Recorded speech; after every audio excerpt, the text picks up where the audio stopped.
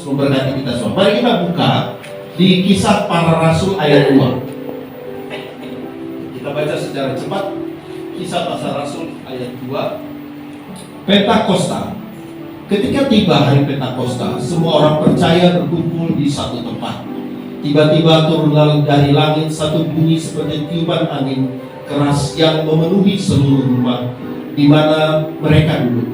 Dan tampaklah kepada mereka lidah-lidah seperti nyala api yang bertebaran dan hingga pada mereka masa-masa. Maka penuhlah mereka dengan Roh Kudus. Lalu mereka mulai berkata-kata dalam bahasa-bahasa lain, seperti yang diberikan oleh Roh itu kepada mereka untuk mengatakannya. Waktu itu di Yerusalem, diam orang-orang Yahudi yang saleh dari segala bangsa di bawah kolong langit. Ketika turun bunyi itu, berkerumunlah orang banyak. Mereka bingung karena mereka masing-masing mendengarkan rasul-rasul itu berkata-kata dalam bahasa mereka sendiri. Mereka semua tercengang-cengang dan heran, lalu berkata, bukankah mereka semua yang berkata-kata itu orang Galilea? Bagaimana mungkin kita masing-masing mendengar mereka berkata-kata dalam bahasa kita sendiri, yaitu bahasa yang kita pakai di negeri asal kita? Lanjut ke ayat 12. Mereka semua tercengang-cengang dan sangat termangu-mangu sambil berkata seorang kepada yang lain, apakah artinya ini? Tetapi orang lain menyindir mereka. Orang lain menyindir mereka sedang mabuk oleh anggur manis. Demikian firman Tuhan. Bapak Ibu Saudara yang terkasih dalam Kristus, ketika membaca Alkitab, saya suka memvisualisasikan situasi keadaan betul-betul ketika hal ini terjadi. Saya bisa melihat bagaimana orang-orang lain ketika itu, di sini Alkitab tulis itu tercengang-cengang, ya. Tercengang-cengang melihat ada kuasa yang begitu besar. Ketika Roh Kudus itu masuk ke dalam murid-murid Tuhan, pada rasul-rasul itu, mereka dapat melakukan hal-hal yang sifatnya supranatural. Di sini dibilang ada orang Frigia, Pamfilia, Mesir, Kirene dan banyak pendatang, dan mereka itu takjub, tercengang-cengang karena ini sesuatu yang tidak mungkin secara akal sehat, gitu ya. Saya percaya bahwa ketika Roh Kudus hadir dalam kita, maka kita ini menjadi orang-orang yang supranatural, yang bisa melakukan hal-hal beyond logic, lebih dari sekedar berpikir secara logis. Karena Roh Kudus ada power di dalamnya yang masuk ke dalam kita dan membuat kita, dalam hal ini murid-murid Yesus, untuk menjadi sangat powerful, bisa berkata-kata dalam bahasa-bahasa yang tidak mereka tahu sebelumnya. Dan saya semangat sekali mempersiapkan ini karena Roh Kudus hadir dalam diri kita semua. Amin ya. Kabar baiknya kan seperti itu ya. Bukan hanya kepada murid-murid di sana saja, tetapi Roh Kudus hadir di dalam kita juga. 2 Timotius 1 ayat 4 itu dibilang, peliharalah harta yang indah yang telah dipercayakan kepada kita oleh Roh Kudus yang diam di dalam kita. Amin. Roh Kudus yang diam di dalam kita. Kalau di King James-nya dibilang, that good thing which was committed to you, keep by the Holy Spirit who dwells in us. Dwells itu menetap, tinggal, hidup, ada di dalam kita. Perlu merenungkan untuk kita bisa merasakan, berarti saya ini ada Roh Kudus yang tinggal, diam, dwell di dalam saya. Itu harus kita renungkan, harus kita visualisasikan, harus kita dalami begitu. Supaya menjalani hidup ini nggak asal ngalir aja hidup, tetapi ada sesuatu yang membuat kita itu berbeda dari orang lain karena ada Roh Kudus dalam kita. Itu pembeda sekali ternyata. Tuhan Yesus bilang di Yohanes 14 ayat 26, tetapi penghibur, yaitu Roh Kudus yang diutus oleh Bapa dalam namaku, dialah yang akan mengajarkan segala sesuatu kepadamu dan akan mengingatkan kamu akan semua yang telah kukatakan kepadamu. Amin. Roh Kudus ini, Tuhan Yesus bilang, dia akan mengajarkan segala sesuatu kepadamu. Mau bisnis, mau memulai keluarga baru, mau mulai karir di sebuah kantor. Ini kan kita menghadapi banyak sekali ya alternatif pemikiran, keputusan apa yang mau kita ambil. Tapi ketika kita tahu Roh Kudus ada di dalam kita, maka firman bilang, dialah yang akan mengajarkan segala sesuatu kepada kita dan mengingatkan kepada kita semua yang Tuhan Yesus sudah bicarakan kepada kita. Ini dahsyat Bapak Ibu Saudara sekalian. Dahsyat sekali untuk realize, menyadari, mempercayai bahwa Roh Kudus ada di dalam kita. Tahu saja tidak cukup, harus percaya. Tahu dan percaya dua hal yang berbeda. Tahu, baca Alkitab, oh iya, oke, Roh Kudus ada dalam kita. Tahu, tetapi itu masih dalam level pikiran, masih ada di otak kita saja. Tetapi kalau kita bicara percaya, itu sudah masuk ke dalam hati kita, subconscious mind kita, pikiran bawah sadar kita itu sudah masuk ke dalamnya. Percaya Roh Kudus ada. Ketika kita sudah percaya seperti itu, bukan sekedar tahu, maka hidup kita led by the Spirit, not by the flesh, even not by the feeling. Amin. Amin. Kita tidak berjalan melalui feeling. Feeling saya bagaimana? Feeling saya bukan. Roh Kudus yang ada di saya akan mengajarkan saya untuk menikah dengan siapa, misalnya masih muda-muda ya. Haleluya. Untuk mengambil keputusan bisnis seperti apa. Sebagai saya pengacara, kalau ada tawaran, Pak, ini kasus kita agak lemah, tetapi kalau Bapak mau kenalkan sama hakim Pak, nanti kita bisa lobby deh supaya kita menang. Kalau kita hanya pakai logik saja, bisa jadi kita akan ikut permainan seperti itu. Tetapi kita led by the Spirit, kita pasti bilang no, tidak. Amin. Orang Kristen harus begitu, harus beda. Di kantor saya, ketika calon klien datang pertama kali, saya bilang, saya lawyer play by the rule. Kalau pikir sogok, pergi dan cari pengacara lain. Selesai urusan. Harus tegas, berani. Kenapa? Ada Roh Kudus dalam saya. Amin. Kalau Roh Kudus ada dalam kita, kita nggak kompromistis atas dosa. Amin ya. Ada tawaran-tawaran, ada sesuatu yang kelihatannya menarik begitu ya, secara bisnis, secara mata, secara feeling, nggak akan kita ambil. Kenapa? Roh Kudus ngajarin kita untuk tidak ambil hal-hal yang begitu. Simpel sebenarnya. Tapi simpel yang seperti ini bagi banyak orang juga nggak simpel, bagi banyak orang juga jatuh juga. Kenapa? Karena tidak led by the Spirit. Karena belum betul mendarat dalam hati sanubari yang paling dalam bahwa Roh Kudus itu sudah ada di dalamnya. Karena kalau Roh Kudus sudah di dalamnya, Roh Kudus akan mengajarkan dia sehingga dia berani berkata tidak kepada hal-hal yang korupsi dan lain-lain yang sifatnya melawan firman Tuhan. Kompromi akan sangat mudah terjadi kalau kita tidak led by the Spirit, led by the feeling. Ini banyak kasus kan, misalnya perselingkuhan, itu kan feeling yang bermain, tidak by the Spirit. Tetapi ketika feeling itu di-entertain, maka kita akan menjustifikasi hal-hal yang tidak benar untuk menjadi sesuatu yang kita pikir wajar dan normal untuk melakukan hal-hal yang tidak benar seperti itu. Dan ini tipis memang. Ini sangat tipis begitu ya. Nah, jadi Bapak Ibu Saudara terkasih, bersyukur kita menggunakan momentum hari Pentakosta ini untuk mengucap syukur kepada Tuhan karena dia naik, Tuhan Yesus naik. Kemudian dia tinggalkan Roh Kudus buat kita. Ya, kita tahu ya kalau Pentakosta itu artinya ke-50 hari setelah kebangkitan Yesus, 10 hari setelah kenaikan Tuhan Yesus. Itulah Pentakosta ya. Jadi kita semua orang Kristen saat ini merayakan itu sekarang. Nah, bicara tentang dipimpin oleh Roh, ini sesuatu yang menurut saya sentral dalam kehidupan kita ya.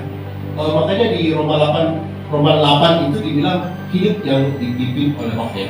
Demikianlah sekarang tidak ada penghukuman bagi mereka yang ada dalam Kristus Yesus.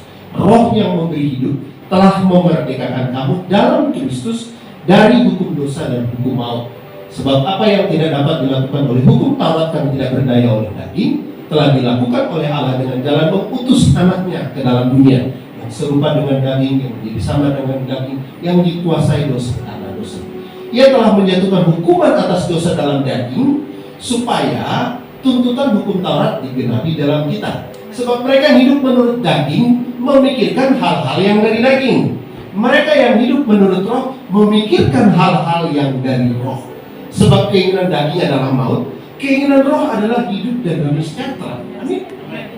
Ketika kita membaca firman Tuhan, memuji, menyembah Tuhan menjadi lifestyle kita, maka roh yang ada di dalam kita itu teraktivasi untuk mengajarkan kita melakukan, mengambil keputusan, berbicara, berpikir, bertindak sesuai dengan tuntunan dari roh yang ada dalam kita. Kalau itu yang kita pakai, pasti hidup kita baik, pasti diberkati, pasti pemulihan buat yang punya masalah, pasti disembuhkan buat yang sakit, pasti semua menjadi baik karena rancangan Tuhan adalah rancangan damai sejahtera untuk memberikan kepada kita hari depan yang penuh dengan harapan, bukan rancangan kecelakaan. Kalaupun ada yang tidak enak, percaya itu sementara saja.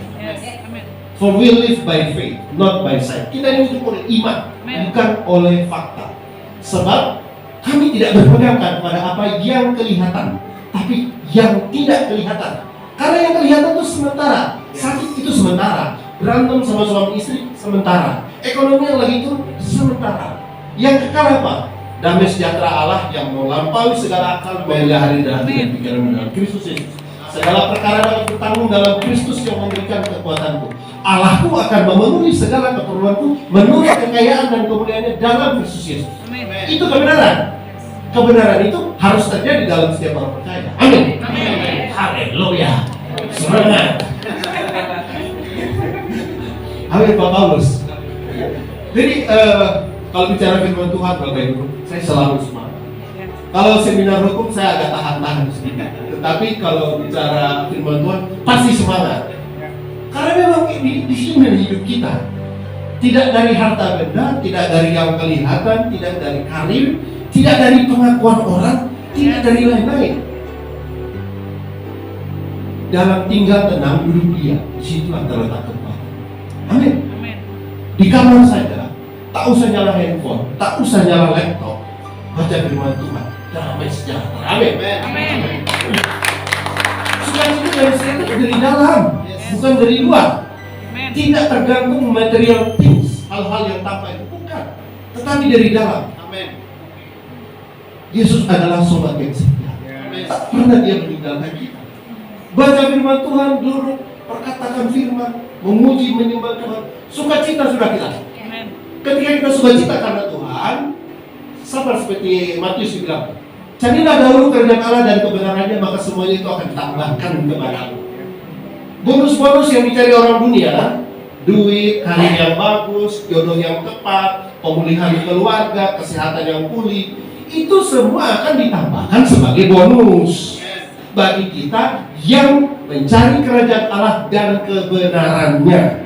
Jadi buat kita yang hobi, suka, enjoy firman Tuhan, semua yang orang dunia cari itu ditambahkan kepada kita. Amin. Semangat kita. Amin. Haleluya. Saya sebagai pengacara, baca-baca Alkitab, clear data. Amin.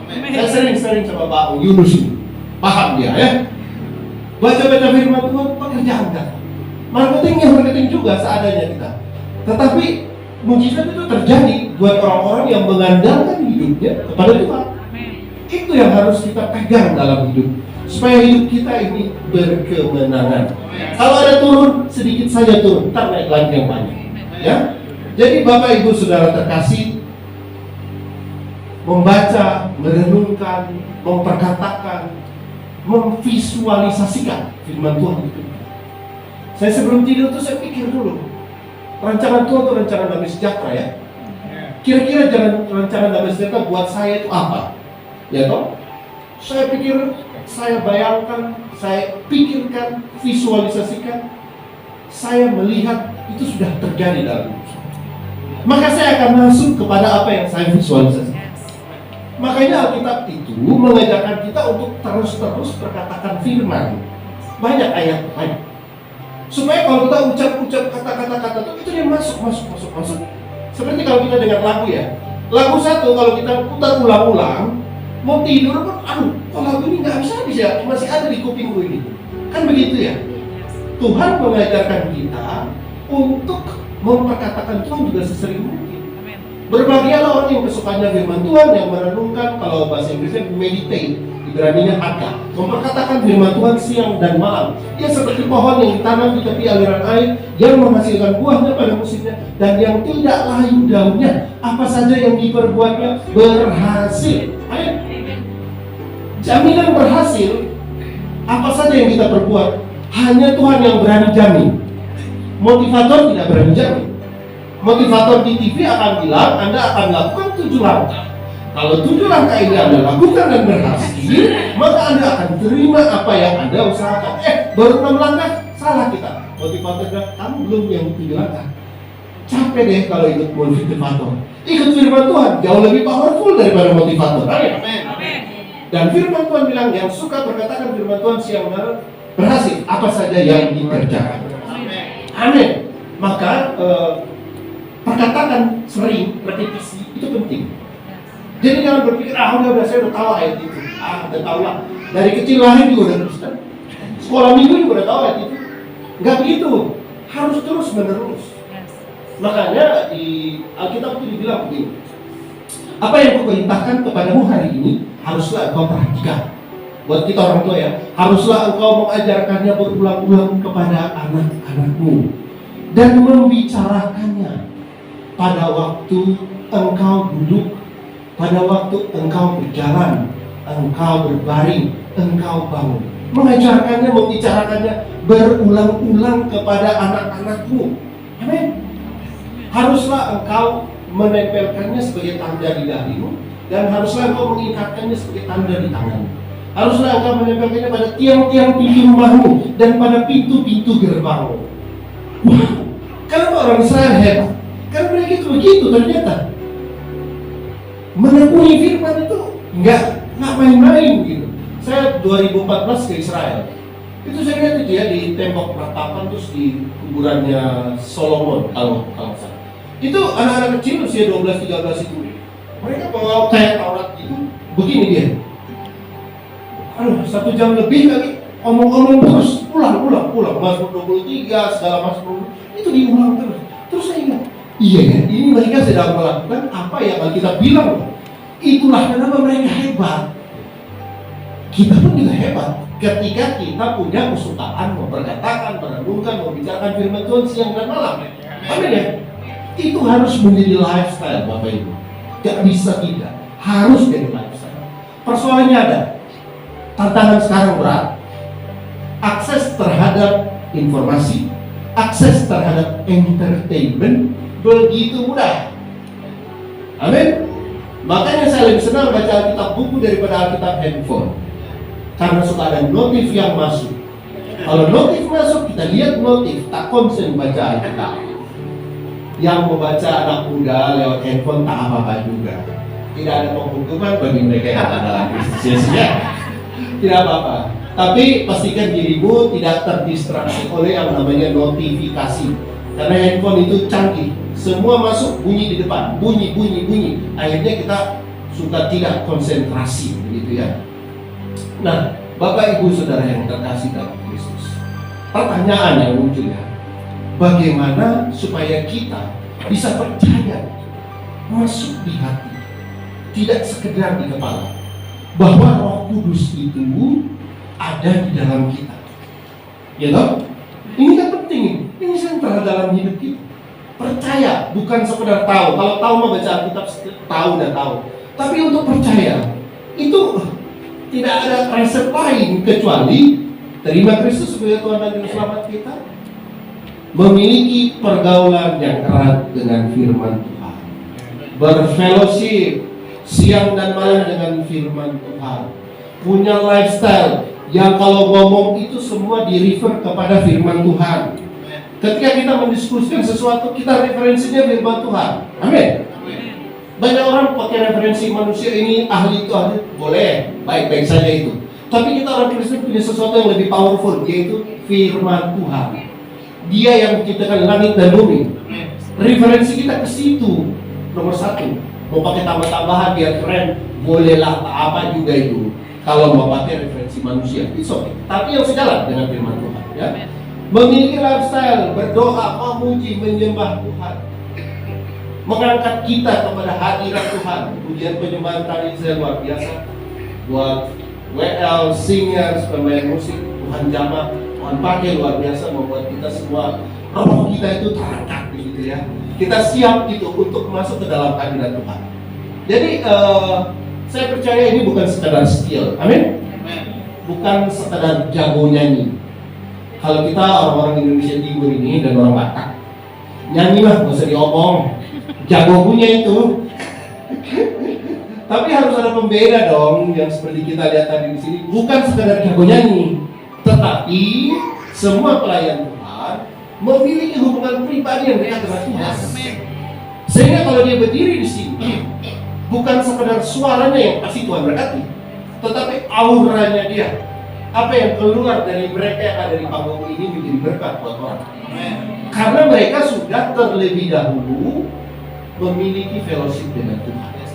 Yang kita tuh ada bilang, jikalau kamu berbicara, berbicaralah sebagai orang yang menyampaikan firman Tuhan. Artinya dalam setiap kata-kata itu sebisa mungkin firman Tuhan. Kedua, bagi kamu yang melayani, hendaklah kamu melakukannya dengan kekuatan yang Tuhan anugerahkan buat kamu. Amin. Jadi bukan melayani berdasarkan skill saya. Skill, puji Tuhan, Tuhan kasih talenta, kita berterima kasih. Tapi melayani Tuhan bukan dari skill, tapi dari hubungan yang intim dengan Tuhan. Maka Tuhan yang akan berbicara melalui pelayanan yang kita berikan. Amin. Memiliki lifestyle itu penting. Lifestyle dekat itu kan bicara tentang kedekatan, bicara tentang erat dekat. Itu kan bicara tentang frekuensi. Amin. Sering-sering, terus menerus.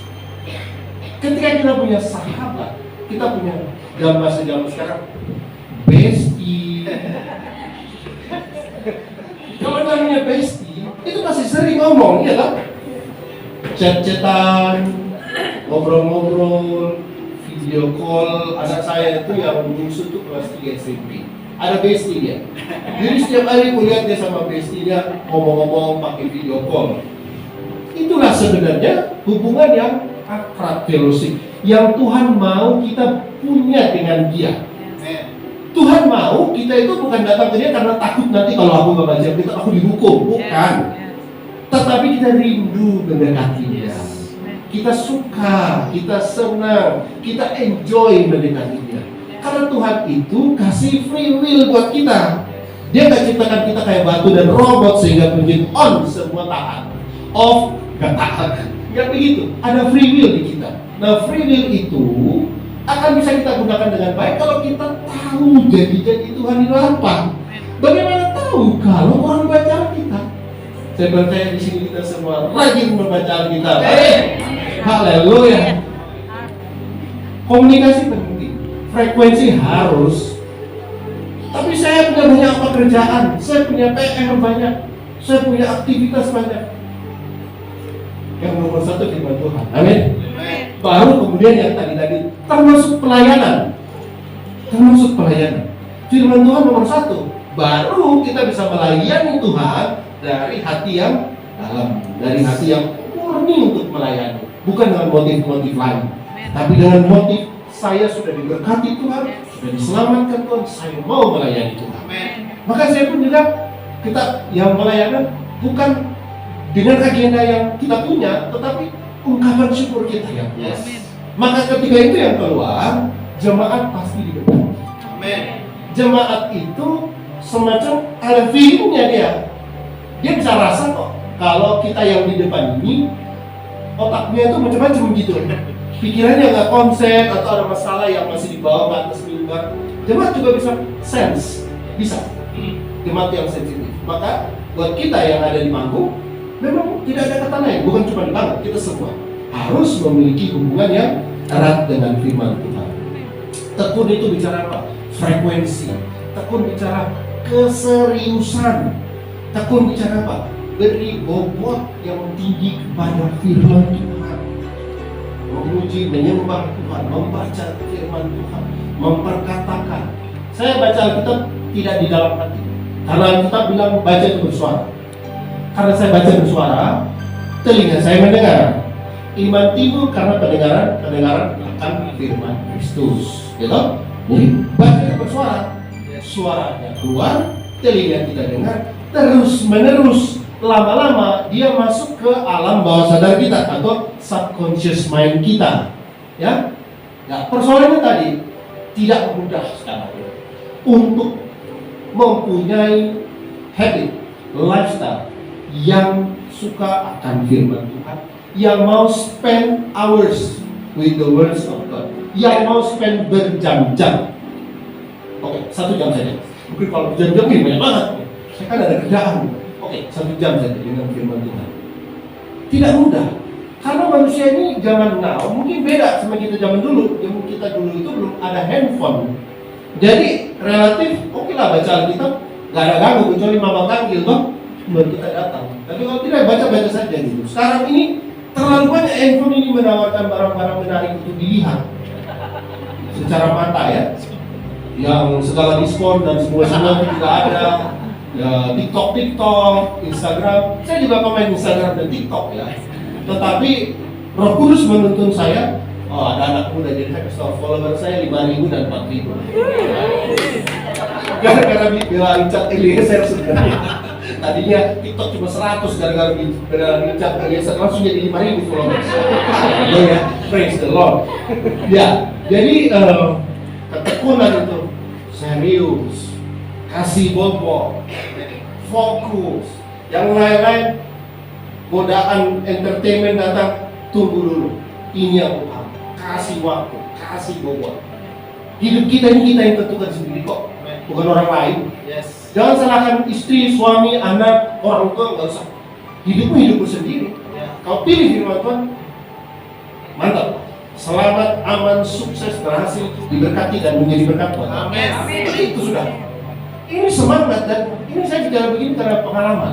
Saya mengalami sih yang seperti ini. Saya datang di Jakarta ini kan cuman 1 ransel, ijazah 1, beberapa pakaian. Tahun 96 itu begitu saya. Begitu saja yang saya datang. Salah satu modal semangat. Modal semangat merantau. Karena waktu itu orang pulang sorong jadi PNS. Saya nggak mau PNS. Keluarga kita semua PNS. Ya ada yang beda lah. Makanya saya datang di Jakarta. Tapi itu storynya panjang dan beda. Tapi intinya adalah ketika kita bertekad menekuni firman Tuhan, karena kita suka, bukan karena takut Tuhan marah ya. Ini kan harus diklarifikasi. Oh jangan ini ancam-ancam nih maka ini harus aja kalau kan Tuhan marah. Bukan. Tuhan tuh nggak marah-marah. Tuhan baik. Allah adalah kasih. Amin. Kita kan menekuni firman Tuhan, Tuhan bilang gini, mantap apa ini? Dia suka sama saya. Haleluya. Apa yang kau mau kasih sama kau? Karena kau suka sama aku. Sesimpel itu sebenarnya kalau kita mau pikir. Hanya kadang otak kita ini terlalu banyak. Sama kemarin cengkunek. Sekarang kemarin mikir sana diri, sehingga kita tuh gak yakin amat gitu. Kalau kita tekun sama firman, terus kita diberkati. Emang segampang itu? Itu janji Tuhan. Percaya dapat. Nggak percaya ya nggak dapat. Sesimpel itu toh. Mari percaya. Kita pakai cara ini terlalu banyak pakai logika. Apa semua kita olah pakai logika. Kalau kita ke pengadilan, pembuktian ya, Pak Yunus, kalau pembuktian, saya mengimani Pak Hakim, klien saya benar. Apaan kata Hakim? Imani klien. Buktinya mana? Oh iya, berbukti ini Pak. Jadi kalau makanya orang lawyer itu banyak sekali aduh iman nanti ada di bro. Yang nyata-nyata deh, faktanya apa? Buktinya apa? Fakta bukti. Iman adalah bukti dari segala sesuatu yang belum kelihatan. Ya kan? Ibrani 11 ayat 1. Gitu. Faith is substance of things hoped for. Saya suka Amplified Bible itu bilang, iman adalah jaminan seperti halnya sertifikat hak milik, title deed dari hal-hal yang kita harapkan. Jaminannya itu iman. Siapa yang kasih jaminan? Nah ini kita lawyer, bicara barang jaminan. Kalau ada yang jamin, ada yang penjamin kan? Ya. Tuhan yang menjamin bahwa apa yang kita harapkan terjadi. Iman adalah konfirmasi dari hal-hal yang kita harapkan. Yes. Tuhan yang mengkonfirmasi apa yang kita harapkan terjadi di dalam kehidupan kita. Amen. Tuhan yang mengkonfirmasi. Yes. Iman melihat sebagai fakta hal-hal yang belum tampak dalam mata jasmani kita. Sama iman itu sudah dilihat sebagai fakta. Karena iman yang seperti ini, orang-orang yang masa lalu, Abraham, Ishak, Yakub, mereka mendapatkan approval, persetujuan, endorsement, sekarang endorse di mata Allah. Dapat approval, endorsement, and good reputation in the eyes of God. Mereka mendapatkan good reputation. Siapa mereka? Misalnya, kita bicara Daud. Daud kan banyak juga salahnya ya. Catatan kehidupannya juga ada cacat-cacatnya gitu di Daud ini. Abraham juga bilang kan, ini bukan istri saya, ini adik saya. Dan lain-lain ya. Mereka juga ada catatan secara manusia. Bukan yang suci semua itu, ada catatannya. Tapi mereka itu menjadi orang-orang yang mendapat good reputation in the eyes of God. Kenapa? Karena iman.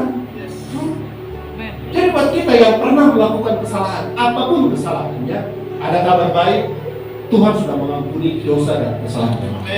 Maka kita bilang demikianlah sekarang tidak ada penghukuman bagi mereka yang ada dalam Kristus Yesus. Roh yang memberi hidup telah memerdekakan kamu dari hukum dosa dan hukum maut. Merdeka kita. Pergilah dan jangan berbuat dosa. Ketika dituntun Roh Kudus, dosa menjadi tidak menarik. Amin. Percaya Roh Kudus ada dalam kita, dosa tidak menarik. Dengan segala turunan-turunan. Dosa itu jangan dipandang melanggar KUHP saja ya. Mencuri, membunuh, menganiaya, menggelapkan, menipu, itu kan dosa-dosa mainstream yang ada di KUH pidana.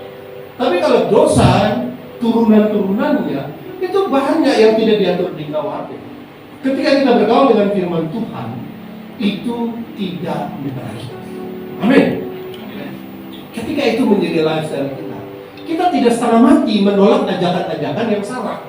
Karena roh yang dalam kita udah langsung aja, udah nggak cocok aja kita rasa. Udah orang aja kalau gitu kayaknya bagus, tapi bro lu harus udah nggak mau aja udah. Gak usah pakai mikir, feeling kita udah gak cocok. Kenapa begitu? Roh Kudus tuh ngajarin dari dalam. Nah ini kan bagaimana bisa masuk, dia tertanam di hati kita, subconscious mind tadi. As the man thinks in his heart, so is he. Di Amsal itu gitu. Sebagaimana orang berpikir, thinks in his heart. Bukan biasanya pikir kan di sini ya, tapi ya kita bilang think in his heart, pikir di hati. Seperti itulah dia. Penelitian psikologi, neurologi, 95% orang mengambil keputusan bukan karena pertimbangan logis atau common sense atau pertimbangan di ini, conscious mind, kesadarannya, tapi subconscious mind. Ini penelitian ilmiah. Orang mengambil keputusan, berkata-kata, berbicara, investasi bisnis dan lain-lain, banyak itu dari subconscious mind-nya dia. Subconscious mind ini harus diisi dengan firman Tuhan. Roh Kudus masuk, firman Tuhan masuk setiap hari. Maka dia itu akan mengarahkan kita dalam mengambil keputusan apapun yang kita lakukan. Ya toh? Dan itu bicara apa? Pergaulan yang benar, fellowship dengan Tuhan, memuji menyembah Tuhan, membaca firman Tuhan. Jadikan firman Tuhan sesuatu yang menarik. Amin. Saya percaya kita di sini semua orang-orang yang suka membaca Alkitab. Amin. Suka memuji Tuhan. Amin. Suka membicarakan hal-hal yang terkait iman. Harus begitu. Supaya hidup kita itu diangkat oleh Tuhan. Kita nggak capek seperti orang yang banting tulang. Tuhan angkat kita menjadi orang yang lebih baik dari waktu ke waktu. Nah, itulah kenapa ya, kalau lihat orang Israel, Yosua itu bilang, tetapi janganlah kau lupa memperkatakan bahwa firman Tuhan itu di siang dan malam, tetapi renungkanlah itu. Meditate, renungkan, katakan, ucapkan firman Tuhan siang dan malam, supaya engkau bertindak hati-hati sesuai dengan segala yang tertulis di dalam. Supaya dengan demikian perjalananmu akan berhasil dan engkau akan beruntung. Bahasa Inggris bilang, and you will have good success. Good success. Ada orang juga sukses secara ekonomi, tapi dia mengorbankan waktu buat keluarga, mengorbankan waktu buat pelayanan. Itu nggak good success. Itu cuma sukses ekonomi saja. Firman Tuhan menjadikan kita good success. Ekonomi diberkati melimpah, dengan waktu pelayanan ada, waktu keluarga ada juga. Itu namanya good success. Orang yang suka firman Tuhan siang dan malam, dia mendapatkan good success. Karena itu janji Tuhan. Bagaimana tahu janji Tuhan? Ya baca di Alkitab. Nggak bisa kita mikir-mikir sendiri. Ada dia tulis masalahnya. Yang baca tahu, kurang baca ya kurang tahu juga. Harus banyak baca, harus suka baca, supaya banyak tahu. Setelah banyak tahu, banyak harap. Harap kepada Tuhan Yesus, bukan harap kepada manusia. Kurang baca Alkitab, nanti kita banyak harap sama manusia. Kita lihat orang yang kayak ini dia bisa punya duit, punya kayak dia aja deh. Gitu. Ya begitu. Tuhan yang menyediakan, Allahku akan memenuhi segala keperluanmu menurut kekayaan dan kemuliaan dalam Kristus Yesus. Bukan orang. Tuhan bisa gerakan orang berkat kita, tetapi sumber itu Tuhan. Jangan lihat second resource, lihat yang sumbernya itu. Itu yang harus kita percaya, itu yang harus kita lihat. Maka Bapak Ibu Saudara terkasih dalam Kristus, ini harus menjadi lifestyle. Perkatakan firman Tuhan siang dan malam. Lakukan perjamuan kudus. Ingat tubuh dan darah Yesus sudah membuat aku sembuh. Ya, bilur-bilurnya. Darahnya sudah menjadikan aku orang benar. Sebagai orang benar, ini saya omong tiap hari ya. Jalan hidupku adalah seperti fajar yang kian bertambah terang hingga rembang tengah hari. Orang benar akan bertunas seperti pohon kor, akan bertumbuh subur seperti pohon aras di belakang. Mereka yang ditanam di bait Tuhan akan bertunas di pelataran Allah kita. Pada masa tua pun mereka masih berbuah menjadi gemuk dan segar, sebab Engkaulah Tuhan yang memberkati orang benar. Engkau memagari dia dengan anugerah-Mu seperti perisai. Maka Tuhan tertuju kepada orang yang takut akan dia. Tuhan menetapkan langkah-langkah orang yang hidupnya berkenan kepadanya. Apabila ia jatuh, tidaklah sampai tergeletak. Kadang-kadang kita jatuh dalam hidup ya, tidaklah sampai tergeletak, sebab Tuhan menopang tangannya. Dahulu aku muda, sekarang telah menjadi tua, 52. Tapi tidak pernah aku melihat orang benar tinggalkan atau anak kecil dan meminta roti. Amin. Jatuh, kemunduran, kita alami semua. Tapi tidak sampai itu jadi Tuhan buat kita. Yang percaya terima. Dan kemudian saya berkata juga seperti berkat-berkat firman Tuhan itu ya.